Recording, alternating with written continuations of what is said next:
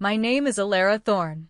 For as long as I can remember, my life has been a watercolor painting, soft edges, colors bleeding into one another, my own shades often muted to allow others to shine more brightly.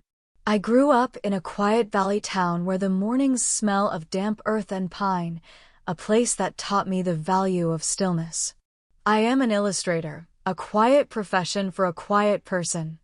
I find my voice not in spoken words, but in the gentle curve of a drawn line, in the patient layering of pigment on paper. 12 years ago, I married Liam. He was, and still is, a man of solid lines and bold colors, charismatic, decisive, a force of nature who swept me up and carried me away to the bustling city of Northwood. He works as a regional manager for a fast-growing logistics company, a world of deadlines, projections, and concrete results. I loved his energy, the way he made the world feel bigger, but I never quite found my footing in the city's relentless pace. We lived in a modern, two-bedroom condominium on the 17th floor, a glass box in the sky that felt more like a pristine display case than a home.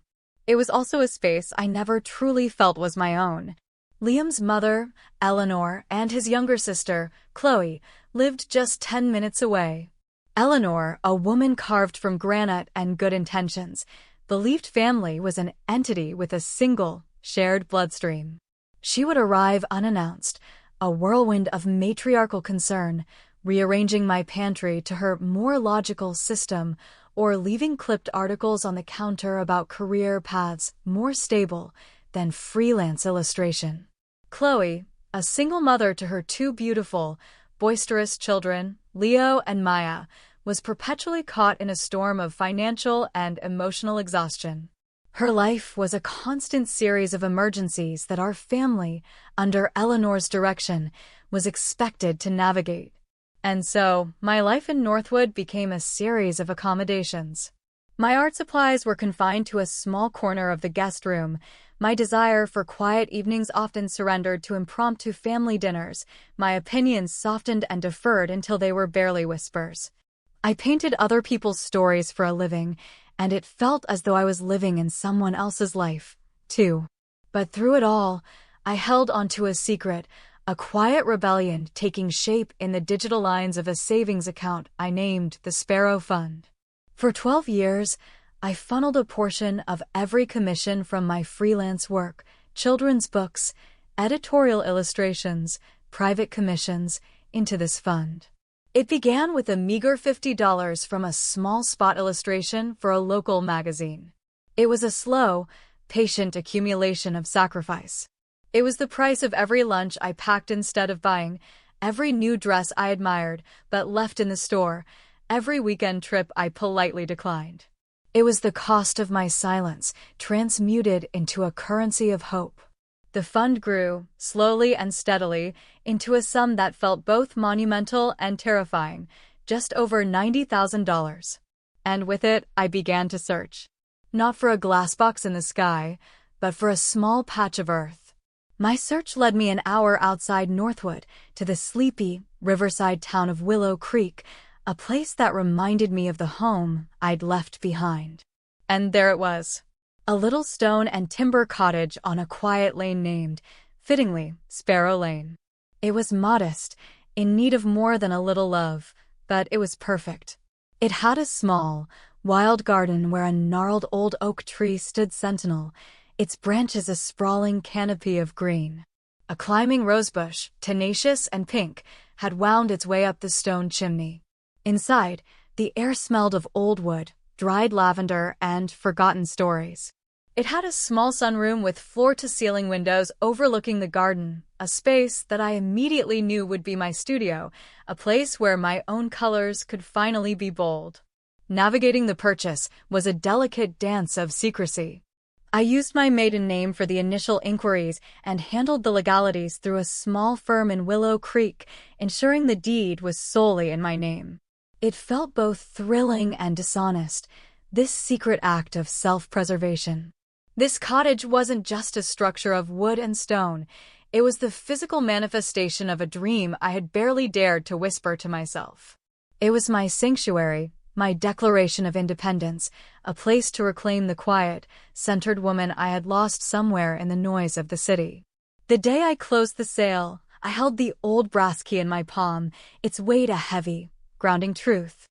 I stood on the worn stone porch of Sparrow Cottage, my heart a frantic, fluttering bird in my chest. The silence was profound, broken only by the rustle of leaves in the oak tree and the distant chime of a church bell. I was home. And for the first time in over a decade, I felt like I could breathe all the way down to my toes. This was mine. Mine alone. Sharing the news with Liam felt like standing on the edge of a cliff. I had rehearsed the words, imagining a quiet, celebratory dinner where I would explain not just the what, but the why, the years of quiet longing, the need for a space that was wholly mine. I envisioned him understanding, perhaps even being proud of my secret tenacity. I caught him on a Saturday afternoon, a rare moment of calm between his conference calls and overflowing inbox. I spread the pictures of the cottage on our polished coffee table, my hands trembling slightly. His initial reaction was a firework of enthusiasm. "Alara, this is incredible," he exclaimed, his eyes wide as he took in the photos of the rosebush and the sun-drenched garden. "A place in the country. I can't believe you did this." Finally, some fresh air, a real backyard. A wave of relief washed over me. He was happy. He was excited. Then came the words that turned the warm relief in my stomach to a cold, heavy stone. "This is perfect," he continued, his mind already shifting from wonder to logistics, the way it always did. "We can finally get Mom and Chloe out of that shoebox of a flat. It's barely big enough for Chloe and the kids, let alone with Mom there. They're driving each other mad. Here, the kids will have a yard to play in. Mom can have her own garden. It solves everything." He beamed at me, completely oblivious to the way the light had drained from my face. He hadn't heard a word of my unspoken story. He didn't see a sanctuary I had painstakingly built for myself. He saw a solution to his family's long-standing problems. He saw extra bedrooms and square footage. He saw a convenient, cost-free answer to a burden he had been carrying. My dream, my secret rebellion, had been instantly absorbed, repurposed, and handed over without my consent. "Liam," I started, my voice barely a whisper. I bought this for me. For my studio. For a quiet place."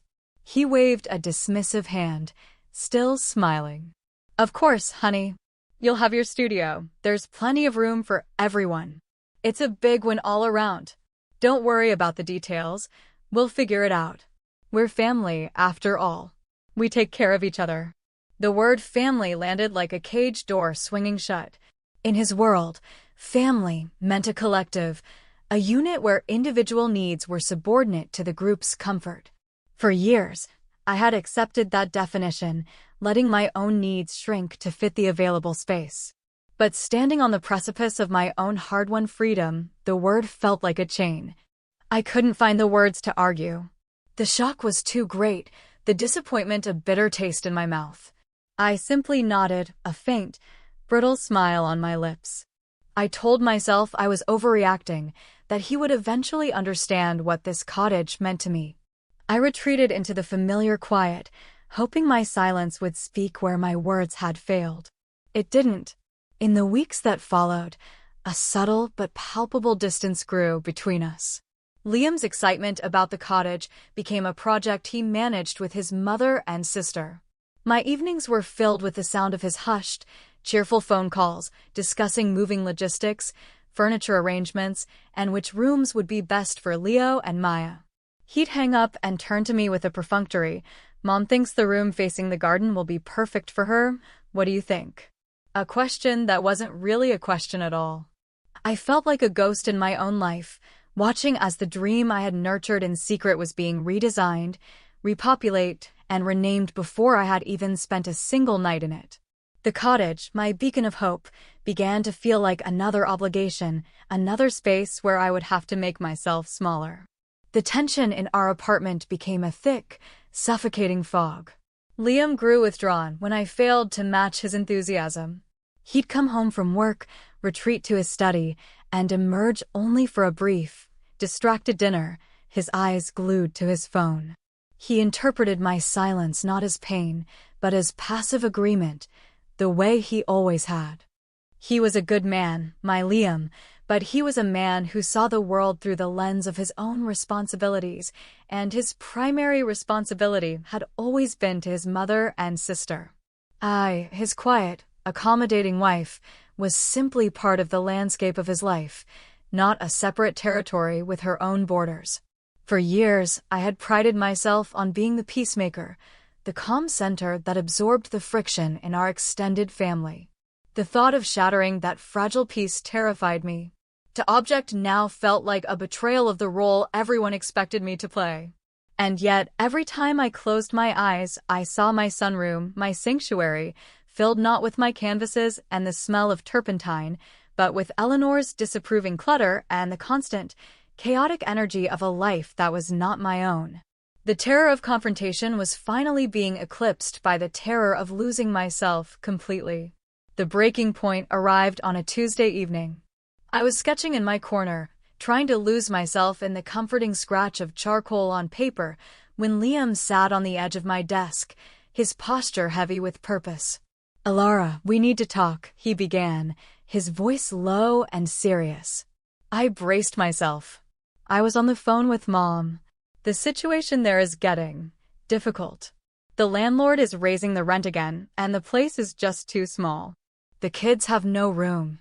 It's really taking a toll on Chloe. My heart began a slow, heavy drumbeat against my ribs. I knew this rhythm. It was the prelude to a request I would not be allowed to refuse. "Liam, the cottage isn't ready," I said softly, my eyes fixed on the half-finished drawing of a bird in flight. "It needs repairs, a lot of work."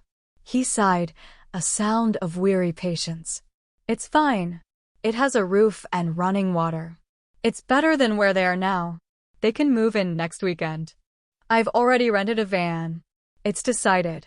"It's decided?" The words came out sharper than I intended. I finally looked up at him, and for the first time, I let him see the storm in my eyes. "Who decided, Liam?" "You and your mother." He looked genuinely bewildered by my tone, as if a piece of furniture had suddenly spoken out of turn. "What's the issue, Alara?" "It's the logical thing to do. It's our family." "No, Liam," I said, my voice trembling but finding a new strength. "It's my house. I bought it with my money. Money I saved for 12 years. Did that ever factor into your decision?" The question hung in the air between us, heavy and unwelcome. He saw the house as a shared asset, a windfall for the family. The idea that it belonged to me, that my years of silent work had earned me the right to sole ownership of my dream, was a concept so foreign to our dynamic that it simply didn't compute. "You're being selfish," he said, his voice hardening. "I don't understand you right now. This is not the woman I married." The words were meant to hurt, to shame me back into my quiet, agreeable box. And they did hurt. But they also ignited something within me. He was right. The woman he married would have swallowed her feelings, nodded, and spent the next week preparing for her in-laws to move in. But that woman was tired. She was suffocating. "Maybe you're right," I said, my voice now eerily calm. "Maybe she's finally decided to breathe."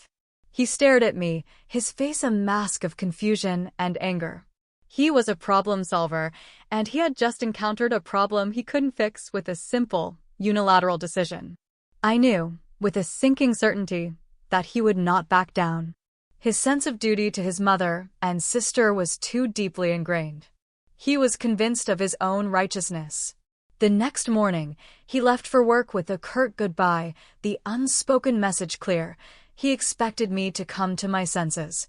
He was confident that by the time the weekend arrived, I would have yielded, as I always had. Alone in the silent apartment, I felt a strange and terrifying calm settle over me. The fear was still there, a cold knot in my stomach, but it was now overlaid with a powerful, unshakable resolve. I wouldn't let them take this from me. I wouldn't let my sanctuary become my prison. That afternoon, I drove to Willow Creek. I didn't go to the cottage. Instead, I went to a small hardware store on the town's main street. I bought a can of deep forest green paint, a fine-tipped artist's brush, and a simple, rectangular piece of pine board. I spent the rest of the day in a small park by the river, the gentle sounds of the water a soothing balm to my frayed nerves. With the patience of an illustrator creating a detailed work, I painted on the wood. I didn't paint a warning. I painted a declaration. In elegant, flowing script, I wrote, "Sparrow Cottage, a sanctuary for Alara Thorne. By invitation only." The act of painting those words, of claiming my space, so explicitly, felt like a sacred ritual. Each stroke of the brush was a reclamation of a piece of myself I had given away. When I was finished, I drove to Sparrow Lane. I didn't go inside the cottage. I simply hung the sign on the small wooden gate, securing it with twine. It looked small and unassuming against the wildness of the garden, but its message felt as strong and rooted as the old oak tree behind it. Then, I drove to a small, charming inn I had noticed on the edge of town, the Willow Branch Inn. I checked in, turned my phone off, and placed it in a drawer. For the first time in 12 years, I was completely, utterly unreachable. I was off the grid of other people's expectations. That night, I slept more deeply than I had in years. I spent the next 2 days in quiet solitude. I took long walks along the river, sketching the weeping willows and the patient herons standing in the shallows. I sat in a cozy armchair at a local cafe called the Silver Spool, sipping tea and reading a novel without interruption. I felt the tight, anxious knot in my shoulders begin to unwind. I was terrified of the confrontation to come, but for these few precious days, I gave myself the gift of peace. I was breathing. I was remembering who Alara Thorne was when she wasn't anyone's wife, or daughter-in-law, or sister-in-law. She was a woman who loved the smell of rain on dry earth, the quiet company of books, and the simple, profound joy of creating something beautiful out of nothing. On Saturday afternoon, I knew they would arrive. From my window at the inn, which overlooked a small portion of the main road, I imagined the scene. Liam's large SUV, packed to the gills. Eleanor in the front seat, her posture rigid with purpose. Chloe in the back, wedged between boxes, and her 2 restless children, her face a mixture of hope and exhaustion. I felt a pang of guilt. I was not a cruel person. I understood their struggles. But I also understood, with a clarity that was sharp and painful, that my compassion could no longer come at the cost of my own soul. Setting a boundary is not an act of aggression, it is an act of self-respect. It was late on Sunday evening when I finally turned my phone back on. It lit up with a barrage of notifications. 27 missed calls from Liam. A dozen from Eleanor. A string of increasingly frantic text messages. Liam, Alara, where are you? The gate is locked. Liam, is this some kind of joke? Mom is very upset. Liam, Chloe is crying. The kids are exhausted. Call me now. Liam, I saw the sign. What the hell is going on, Alara? You're destroying this family. The last message sent a tremor of the old fear through me. Destroying the family. It was the ultimate accusation, the one I had spent my entire marriage trying to avoid. But as I sat there in the quiet of my room, I realized that what he saw as destruction, I saw as a desperate act of preservation. I wasn't destroying the family. I was trying to save myself within it. I didn't reply. I took a deep breath, packed my small bag, and the next morning, I drove back to Sparrow Cottage. I knew Liam would not be there. He would be at work in Northwood, trying to manage the fallout. I parked my car and walked to the gate. My sign was still there, untouched. I unlocked the gate, walked up the stone path, and finally, I let myself into my house. My sanctuary. I spent the day in a flurry of gentle activity. I swept the floors, dusted the windowsills, and unpacked a small box of my most treasured belongings, my grandmother's porcelain teapot, a stack of my favorite art books, and a soft, worn quilt. I sat in the empty sunroom, my future studio, and sketched the old oak tree in the garden. For the first time, it felt truly, completely mine. He arrived that evening. I saw his car pull up, and my heart began to pound, but I did not hide. I opened the door before he had a chance to knock. He looked utterly defeated. The anger had drained out of him, replaced by a deep, weary confusion. His shoulders were slumped, and there were dark circles under his eyes. He looked older than he had 3 days ago. "Alara," he said, his voice hoarse. He just stood on the porch, as if unsure if he was allowed to enter. "Come in, Liam," I said softly. I made tea, using my grandmother's pot. We sat in the sparsely furnished living room, the space between us filled with 1,000 unspoken things. He was the first to break the silence. "I don't understand," he said, staring into his cup as if it held all the answers. "I don't understand any of this. I was trying to help. I was trying to do the right thing for everyone. Everyone but me," I finished for him, my voice gentle but firm. "Did you ever, for one moment, stop and ask me what I wanted, Liam? Did you ever see me in this equation as a person with her own dreams, or was I just a convenient part of the solution?" He looked up, and I saw a flicker of something in his eyes, not anger, but a dawning, painful recognition. He had no answer. He had never thought to ask. My agreement was always assumed, my compliance a given. "My silence has been my biggest mistake," I continued, finding a strange calm in speaking my truth.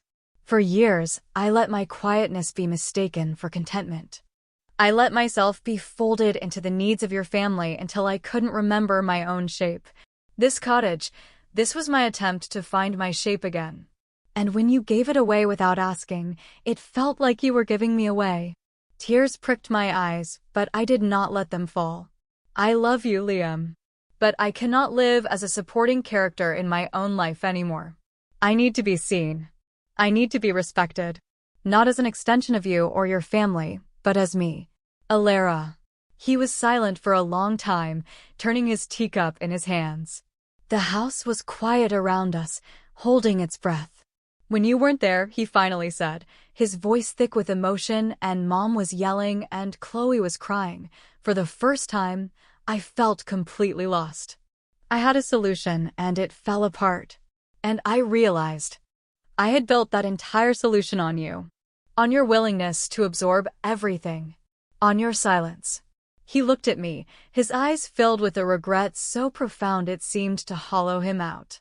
"I'm so sorry, Alara. I was blind. I didn't see you. I truly didn't. I just saw my wife, who would make things work, who would keep the peace. I never stopped to think about what that peace was costing you.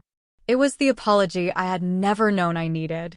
It wasn't just for his actions, but for his blindness. I don't know where we go from here," I said honestly, the exhaustion of the past few weeks settling into my bones. "Rebuilding trust will take time." "I know," he nodded, his gaze earnest. "I don't expect you to forgive me overnight. But I want to try. I want to learn how to see you.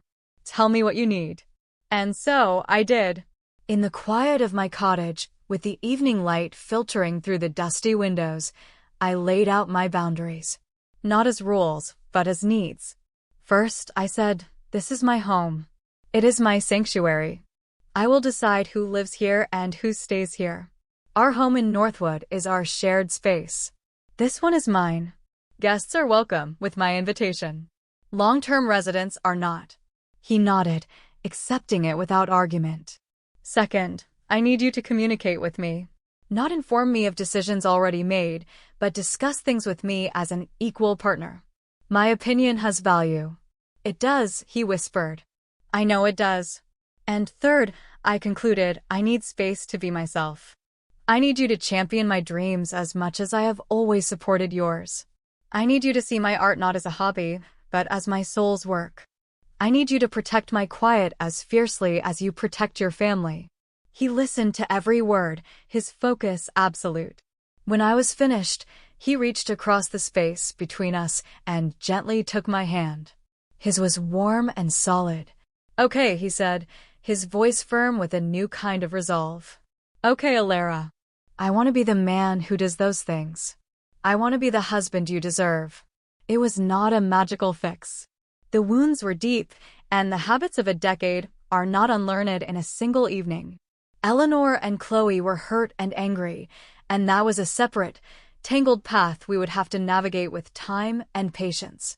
But as Liam sat with me in my cottage, not as its new landlord, but as a guest in my sanctuary, I felt a fragile seed of hope begin to sprout in the barren ground of my disappointment.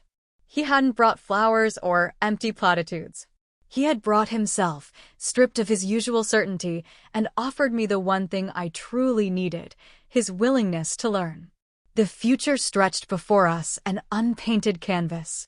It was daunting, and I knew there would be days the old patterns would try to reassert themselves. But for the first time, I felt equipped to face it. I had found my voice not in a shout, but in a quiet, unshakable declaration of my own worth. I had claimed my space, my peace, my home, and I knew, with a certainty that settled deep in my bones, that I would never let anyone take them from me again. I would learn to be a river, gentle but persistent, that carves its own path through even the hardest stone. My name is Alara Thorne, and this is the story of how I learned to draw my own lines.